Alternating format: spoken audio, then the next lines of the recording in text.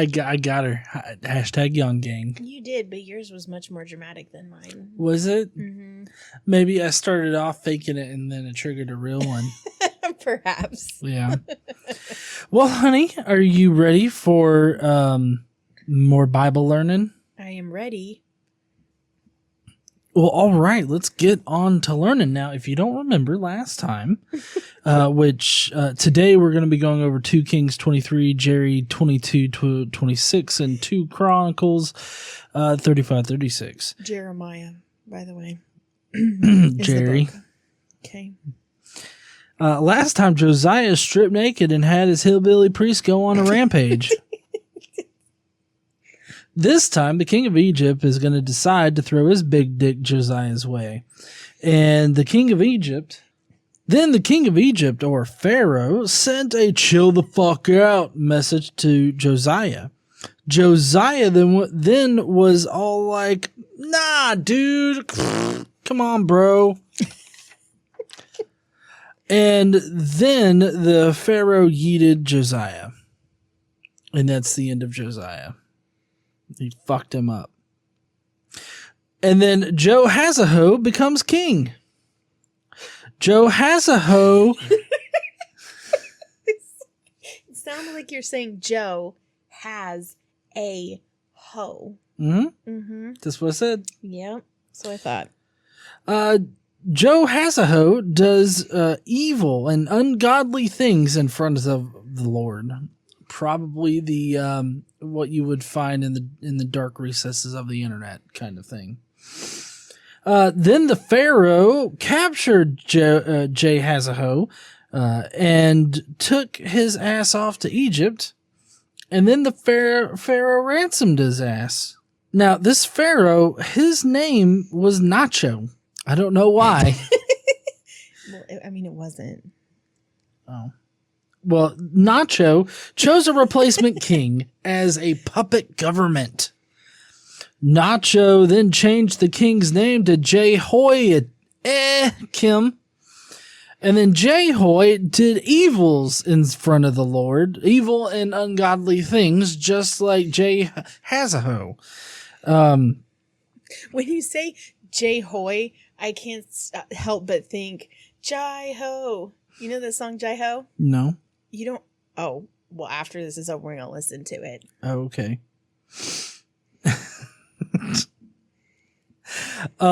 Jehoiakim did evils in front of the Lord, and he paid the ransom that the Pharaoh demanded of Israel.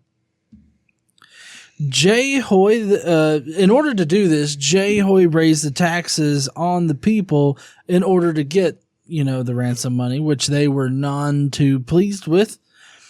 He's lucky they didn't hold a tea party. I mean, they had representation. Him. Yeah. Now we're going to jump back on over to Jerry. And Jerry's going to give us some insight on Jehoahazo. Jehoahazo will basically never return because he's a bitch-ass motherfucker. Or because the Pharaoh wouldn't let him. Bitch-ass motherfucker, the Pharaoh wouldn't let him. Not the same thing. Jerry then bitches at people for lying and shit. And then he takes his drunk ass to church, or temple rather, to bitch people out there. Now the priests were none too happy about this. They were actually really embarrassed by this drunk fuck just coming in there and, talking shit to people. So they basically arrested him and sentenced his ass to death. Jerry then defends himself by pointing to God and being like, but he told me to do it. Others defended Jerry, saying, yeah, totally. God told him to do it. Also, these other people were told by God to do it. And then Jerry gets released yet again. This is the third time, by the way, which we all know 3 is a magical number in the Bible. And then there's this random prophet named Urim who fled to Egypt after talking a bunch of shit and then was brought back and killed. Uriah, Urim. It's all the same. Nope. But anyways, that's the end for the Bible podcast today. Nope. Sorry. That's the end of the Bible study. No. What? But it's just the end of your little summary here. We're gonna go through it. Oh, okay.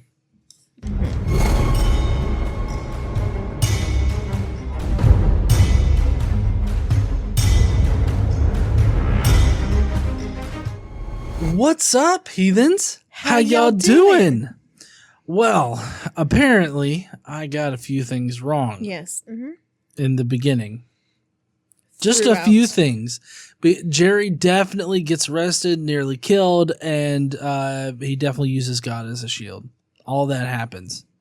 Yes, that one thing that you talked about happens. And there's a king called Nacho. There's not. He's Nacho King. It's Pharaoh, and his name is Necho. Oh. Okay, whatever. Let's go ahead and start, I guess. Okay. So, we're going to start off in 2 Kings 23. And, well, actually, really the very beginning. We're going to, this whole Josiah killed in battle thing we're going to talk about is in 2 Kings 23 and 2 Chronicles 35. So after all this, when Josiah had set the temple in order, because if you remember last time, he got the temple together and then taught everybody how to do the shit they're supposed to do, and then they celebrated Passover. You remember? I mean, I remember him stripping naked and then having his hillbilly priest go and genocide people. That's not what happened. Okay. Did he strip naked? Necho. No, he tore his clothes. That is not the same thing. I mean, if I tear your clothes... That doesn't mean I'm naked. That means you fucking tore my shirt. Can we continue? Okay. After all of this, when Josiah had set the temple in order, Necho, king of Egypt, went up to fight at Carchemish on the Euphrates, and Josiah marched out to meet him in battle. But Necho sent messengers to him, saying, "What quarrel is there, king of Judah, between you and me? It is not you I am attacking at this time, but the house with which I am at war. God has told me to hurry, so stop opposing God who is with me, or he will destroy you." It's interesting because Egyptians didn't really worship Yahweh God. No. Yeah. Josiah, however, would not turn away from him, but disguised himself to engage him in battle. He would not listen to what Necho had said at God's command, but went to fight him on the plain of Megiddo. Archers shot King Josiah, and he told his officers, "Take me away, I am badly wounded." So they took him out of his chariot, put him in his other chariot, because that was necessary, and brought him to Jerusalem, where he died. Let's just transfer chariots, shall we? I'm really not sure why. He was buried in the tombs of his ancestors, and all Judah and Jerusalem mourned for him. Jeremiah composed laments for Josiah, and to this day, all the male and female singers commemorate Josiah in the laments. This became a tradition in Israel and are written in the laments. Okay. And the people of the land took Jehoahaz, son of Josiah, and anointed him and made him king in place of his father. Jehoahaz was 23 years old when he became king, and he reigned in Jerusalem for 3 days. 3 months. Oh, 3 months. I was somewhat close. I mean, yeah, he reigned for a very short amount of time, and here's why. We'll get to it here in just a second. His mother's name was Hamutal, daughter of Jeremiah. She was from Libnah. He did evil in the eyes of the Lord, just as his predecessors have done. Of course, right? Because that's how the kings do. Now, Pharaoh, which is Pharaoh Necho, the king of Egypt, he put him in chains at Riblah in the land of Hamath so that he might not reign in Jerusalem. And he imposed on Judah a levy of 100 talents of silver and a talent of gold. So 100 talents of silver is 3.4 metric tons.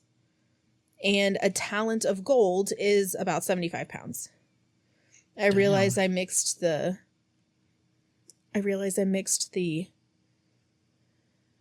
imperial and the metric system. How about we do it this way? 3 3/4 tons and 75 pounds. Because we're American, we don't do metric here. Yes, we are imperialists. I mean, wait. So Pharaoh Necho made Eliakim, son of Josiah, a different son, king in place of his father Josiah, and he changed Eliakim's name to Jehoiakim. But he took Jehoahaz and carried him off to Egypt, and there he died. Jehoiakim was 25 years old when he became king, and he reigned in Jerusalem 11 years. His mother's name was Zebedah, daughter of Pedaiah. I have no idea how to say this name. She was from Rumah. Okay. Who comes up with these fucking names? They just seem... It's like, hey, let's put a few consonants and vowels together, and then that's what we're going to name this place. Well, this one has Pedaiah. I don't know how to fucking say that. But if you can, great. Put the pronunciation in the comments. Let's go with Padula. Padula? Okay. We don't talk about her again, so this is really unnecessary. Well, I mean, she's the foot lady, that crazy foot lady, so we wouldn't want to talk about her again. Okay. So anyway, Jehoiakim, he does evil in the eyes of the Lord, which Jehoiakim is his made-up name, right? Yeah, everybody fucks up it, apparently. His name that the king of Egypt gave him. Right. Yeah, Jehoiakim. He did evil in the eyes of the Lord, just as his predecessors had done. So Jehoiakim paid Pharaoh Necho the silver and gold he demanded. In order to do so, he taxed the land and exacted the silver and gold from the people of the land according to their assessments. Yeah. But the payment wasn't to get Jehoahaz back. Okay. Because they took him to Egypt. The Pharaoh was never going to give him back. So, like, it was just Nacho was like, hey, give me money. Yeah, I'm going to take your king, replace your king with an appointed one of my own, which still was a son of the former king, right? So he kept it in the family, but he basically appointed his own king, renamed him, and yes, demanded money.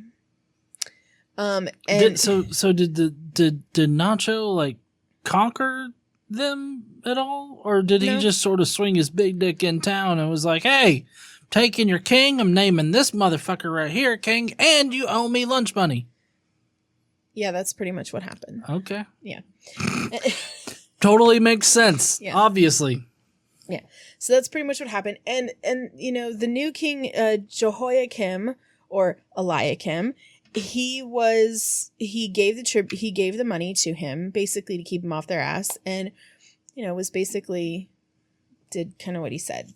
He's kind of a puppet king, right? Yep. If the Pharaoh came in and said, I want blah blah blah, the guy's gonna do it. Mm-hmm. Okay.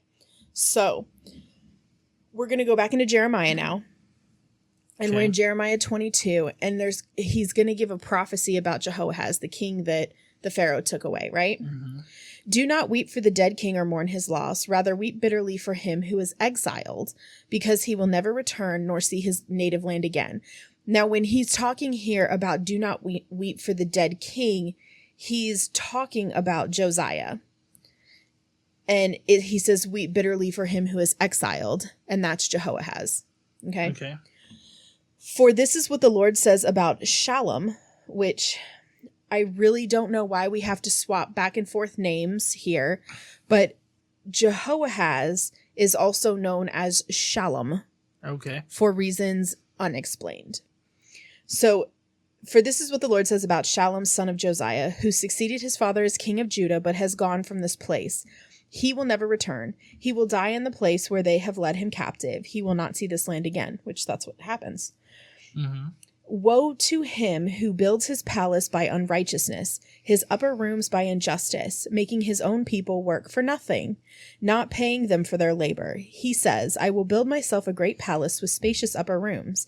So he makes a large windows in it, panels with cedar, and decorates it in red. Does it make you a king to have more and more cedar? Did not your father have food and drink? He did what was right and just, and all went well with him. He defended the cause of the poor and needy, and so all went well. Is that not what it means to know me, declares the Lord? But your eyes and your heart are set only on dishonest gain, on shedding innocent blood, and on oppression and extortion.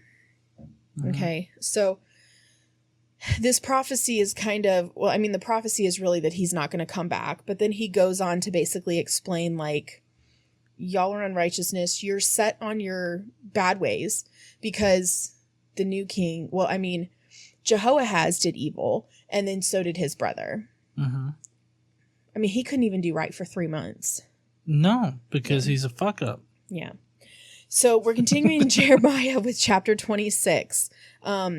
He goes to the temple to share a prophecy. Right. Remember, guys, he's drunk, okay? There's nowhere in here that says he's drunk. I mean, in order to spout the shit that he's spouting and to talk to God, I feel like he's got to be inebriated in some kind of way. Would you like me to read up until the quotation and then you can read the inebriated part?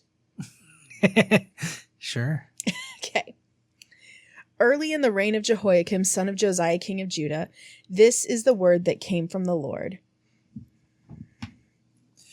Hear ye, hear ye. That's not what it says. This is what the Lord says. Stand in the courtyard of the Lord's house and speak to all the people of the towns of Judah who come to worship in the house of the Lord. Tell them everything I command you. Do not omit a word. Perhaps they will listen and each will turn from their evil ways. Then I will relent and not inflict on them the disaster I was planning because of the evil they have done. Say to them, this is the will of the Lord says. This is what the Lord says. If you do not listen to me and follow my law, which I have set before you, and if you do not listen to the words of my servants, the prophets whom I have sent to you again and again, though you have not listened, I feel like there was a fucking coming on. then I will make this house like Shiloh, and this city a curse among all the nations of the earth. Go fuck yourselves. That last part was not in there. Just in case anyone was wondering, go fuck yourself is not in the Bible, though I feel like it should be, because that's literally what God means most of the time. That was fun. Thank you. You're welcome. The priests, the prophets, and all the people heard Jeremiah speak these words in the house of the Lord. But as soon as Jeremiah finished telling all the people everything the Lord had commanded him to say, the priests, the prophets, and all the people seized him and said, you must die. Why do you prophesy in the Lord's name that this house will be like Shiloh and this city will be desolate and deserted? All the people crowded around Jeremiah in the house of the Lord. When the official, I mean, I feel like he just needs to be arrested for drunk in public, be put in the drunk tank, and then let out in the morning. Jesus Christ, Jerry, your dick's out. Can you please put that away while you're in the temple?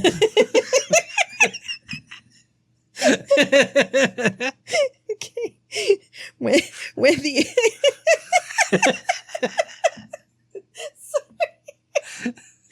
I fucked her up a little bit. All right, are we ready? Yep.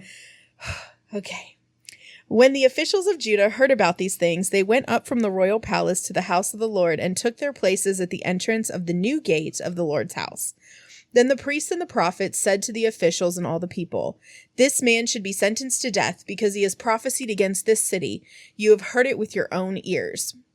Then Jeremiah said to all of the officials and the people, the Lord sent me to prophesy against this house and this city. All these things you have heard. Now reform your ways and your actions and obey the Lord your God. Then the Lord will relent and not bring the disaster he has pronounced against you.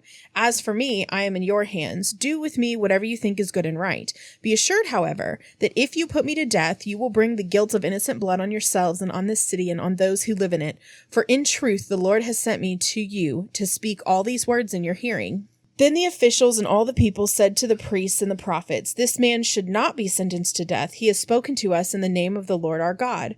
Some of the elders of the land stepped forward and said to the entire assembly of people, Micah of Morsheth prophesied in the days of Hezekiah, king of Judah. He told all the people of Judah, this is what the Lord Almighty says. Zion would be plowed like a field. Jerusalem would become a heap of rubble. The temple hill a mound of overgrown with thickets. Did Hezekiah, king of Judah, or anyone else in Judah put him to death? Did not Hezekiah fear the Lord and seek his favor? And did not the Lord relent so that he did not bring disaster he pronounced against them? We are about to bring a terrible disaster on ourselves. Furthermore, Ahikam, let's go with that, son of Shaphan, supported Jeremiah, and so he was not handed over to the people to be put to death. So they let him go. Yeah. Okay. Because some people spoke up on his behalf, and there were some elders who believed that, hey, this happened back on Hezekiah's day, and he said the same similar things, and Hezekiah listened, and disaster was not brought upon us. So maybe we should listen. I mean, I'd fucking listen. Well, so it's not, we're not sure yet, right? If they listened, but we know that they didn't kill Jeremiah. Right. Now, Uriah, son of another one of those AIAH words. Shemaiah. Shemi.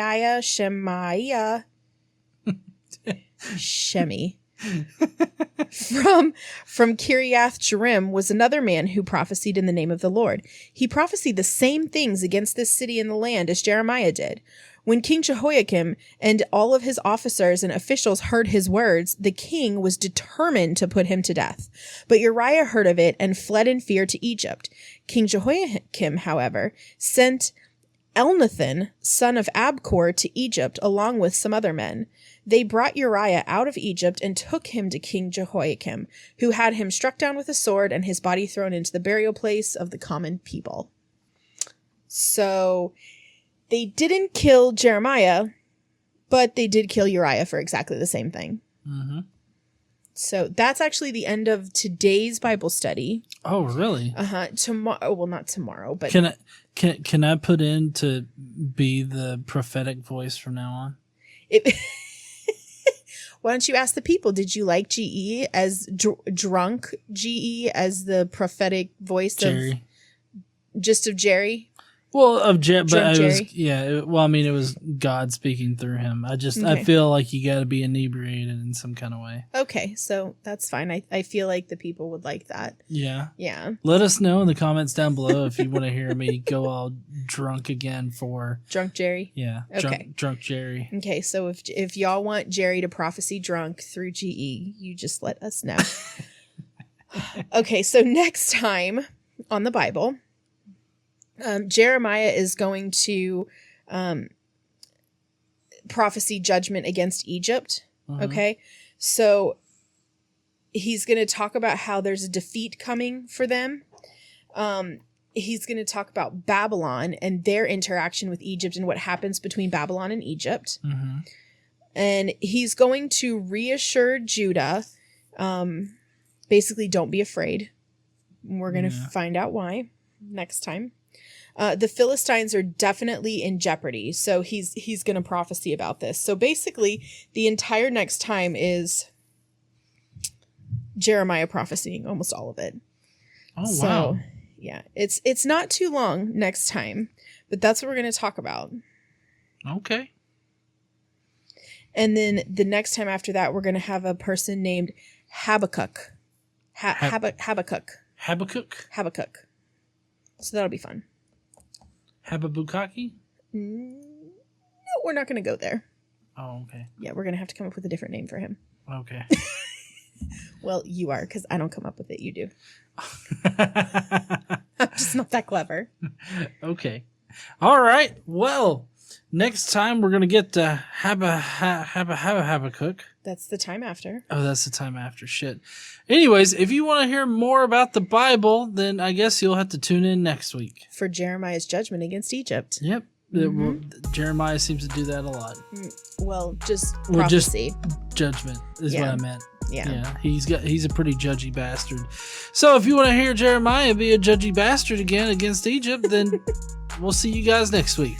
In the meantime, don't forget to stand up and use your voice. Bye, heathens. Bye, y'all.